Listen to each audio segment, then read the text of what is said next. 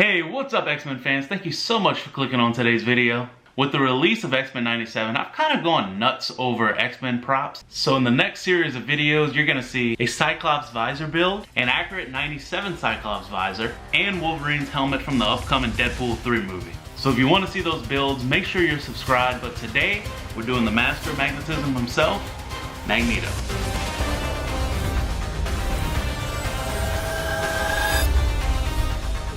Alright, just to be transparent, I skipped the first couple parts of this build because I wasn't entirely sure if I was actually going to make a video on it. And the reason for that is because I initially printed the Magneto helmet face down, just like this.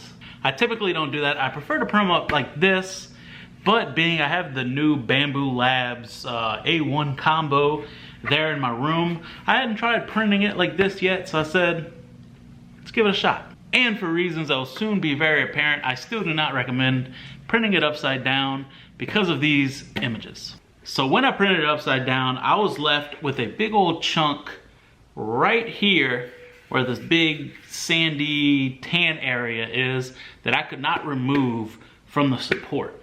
And that's how I was left with this big old chunk in the helmet. But what I ended up doing was I used this wood filler by Elmer's, and it took about 3 coats to, consistently just kind of really pack it down into the grooves, and then let it dry for 2 hours or so, and then go in and sand it nice and smooth, and then kind of repeat the process. And I think I ended up doing it 3 times, if I remember correctly. But I hope that helps put in perspective how I went from that really nasty print to this that's,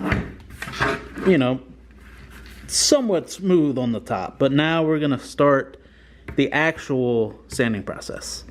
So the first thing we're gonna do is we're gonna hit the entire helmet with 60 grit sandpaper. And to do that, and just to make it a little bit quicker work, we are gonna be using this Ryobi mouse sander.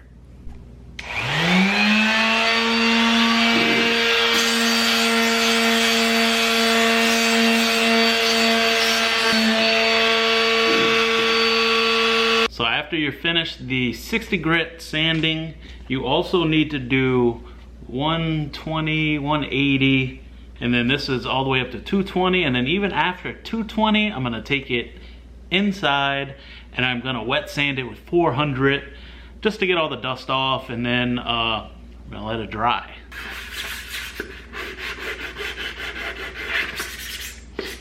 And I'm also still using my sponges and loose sandpaper just to go over and hit areas that are harder to get, or areas I just want to get a little bit better.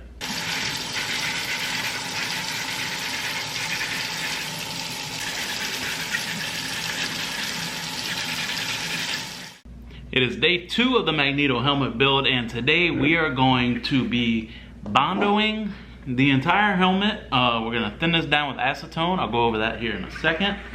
But I also just recently resin printed the little symbol thing that goes on the top of his helmet, and it doesn't quite fit perfect, so we're gonna sand it down a little bit just to make sure it's a seamless fit.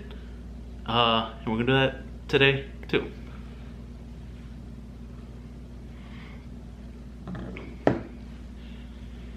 It's day 2 of the Magneto helmet build, and today we are gonna be bondoing the helmet to get rid of all those pesky layer lines. And then I also resin printed the little symbol thing that goes on top of the helmet. It doesn't quite give a perfect fit, as you can kind of see some light in there, and it doesn't sit flush, so we're gonna fix that today too. But first we're gonna bondo the helmet. No, first we're gonna fix this.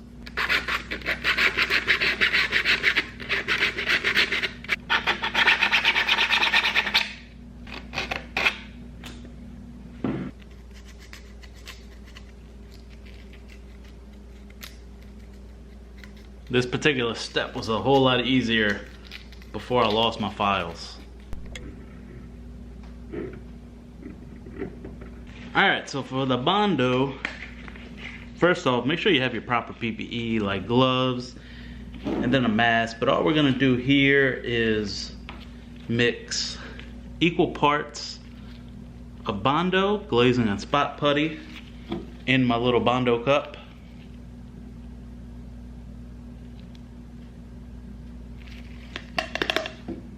And you don't need as much as you think you're gonna need.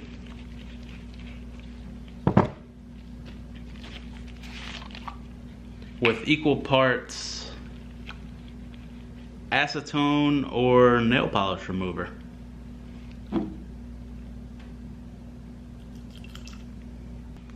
You get yourself a cheap little chip brush because you're not gonna be able to use it very many times.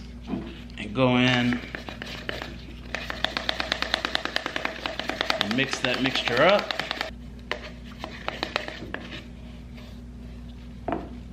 Essentially just painting it on just like you would if you were actually painting something. And if you have areas that need a little bit more work than others, you can apply more, and typically I'll even apply 2 coats of this before I sand it off. Alright, next up we're going to go back to the mouse sander. This time we're going to be using 220 grit, and when I say we are going to lightly scuff over this helmet to make sure that we don't want to go all the way back down to the raw 3D print, but we're just going to very, very lightly go over it. Probably better to use actual like hand sandpaper to do this, but after doing it a couple times you kind of get a hang of it, so let's go ahead and do that.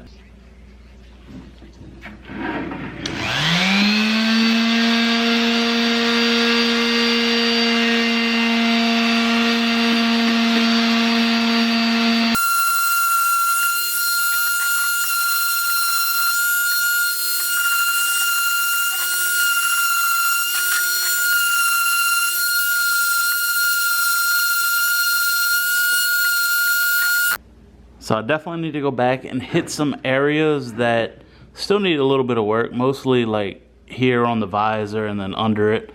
But this is what it looks like after 1 round of Bondo and 1 round of sanding. And the top's looking pretty good too.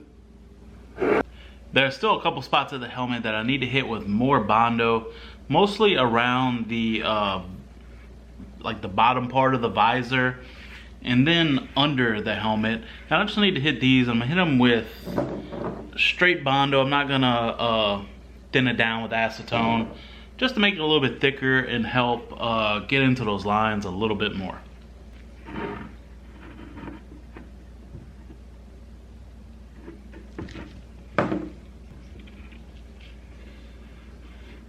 And then we're gonna go back to our 220 grit sandpaper and just pass over the helmet really lightly once again.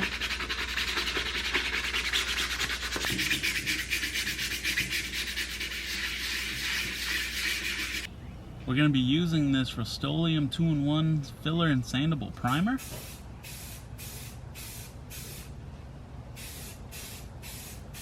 I always do 3 coats of primer, with the first one being just a light coat, just so the other 2 heavier coats have something to kind of latch on to.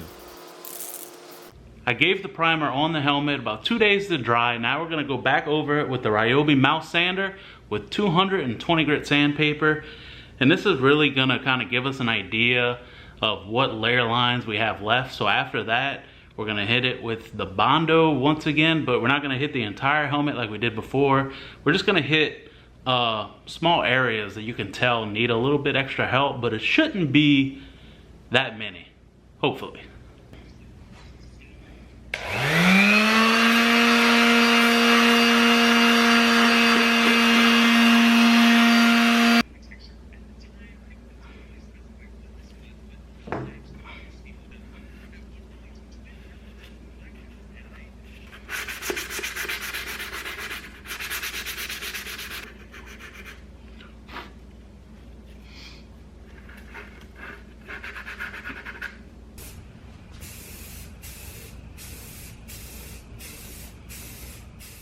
And now I'm going to follow that up with 2 more heavy coats of the Rust-Oleum primer.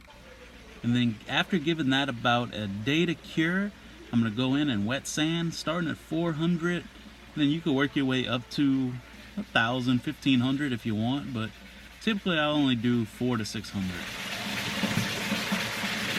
Okay, it's finally time to paint the helmet, but first I wanted to talk about painting in general real quick. If you're new to painting or just new to 3D printing, get yourself some cheap plastic spoons, and you can use these spoons to really get a good idea of what you're going to do with your piece and how you're going to make it look. So these I both primed, and then I used a different base coat on both. It might be kind of hard to tell, but this one on the right I used a silver base coat, and this one on the left I used a like a dark gunmetal sort of color. And ultimately, again, it might be kind of hard to tell, but I like that the one on the right is a little more bright and vibrant, so that's the one I'm going to go with. We're going to start off with this Rust-Oleum metallic finish. It is bright coat aluminum, and like all painting, you don't want to just, you know, spray this stuff on really heavy and really thick. You want to start with light coat, so it might take 2 or 3 coats to get a good coverage on the helmet, but we're going to start with that now.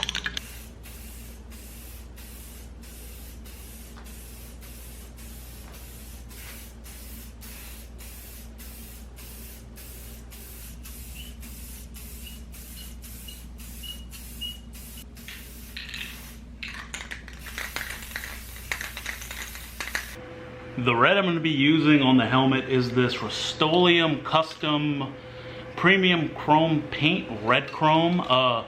This stuff isn't as finicky as like a Duplicolor metal cast paint like I used on my Iron Man build or my Iron Spider build, but it's still pretty thin, so you can't just go and, you know, spray it heavy.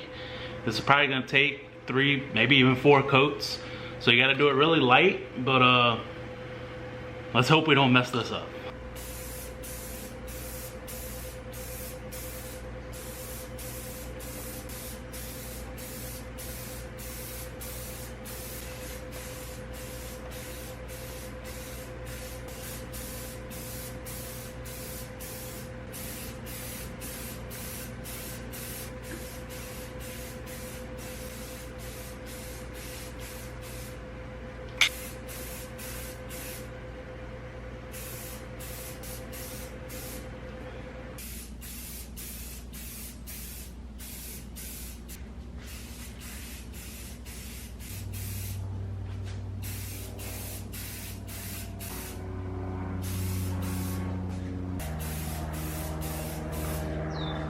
Alright, I gave the red paint 2 days to dry and cure because next up I'm going to start masking off everything that's going to be purple, and I really did not want the red to come off with the masking tape, so that's why I gave it 2 days. I'm going to be using this Pearl Purple by Createx. It's an airbrush paint. Hopefully it goes on fine over the red. We're going to find out soon. But now we got to get the masking, and I'm going to go inside the mask. So I'm not sitting in this warm garage. Alright, here's what I have so far. I've just been kind of working away, but I wanted to point out real quick that if you see this really kind of small corner right here, if you get something sharp, kind of like this little pick here, or even a toothpick, or just something sharp that you can kind of really get in that corner, you can really put the tape down in the corner, focus, and then use a pen to kind of draw out a line, and then use an X-Acto knife to cut it out.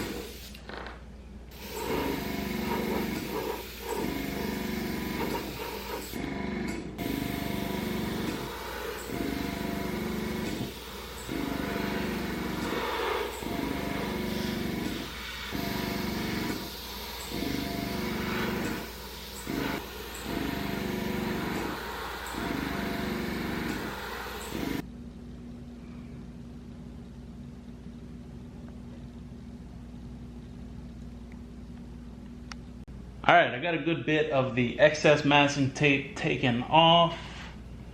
So let's see if the rest of the helmet is ready. And just by chance, if it's not, let's start with the back.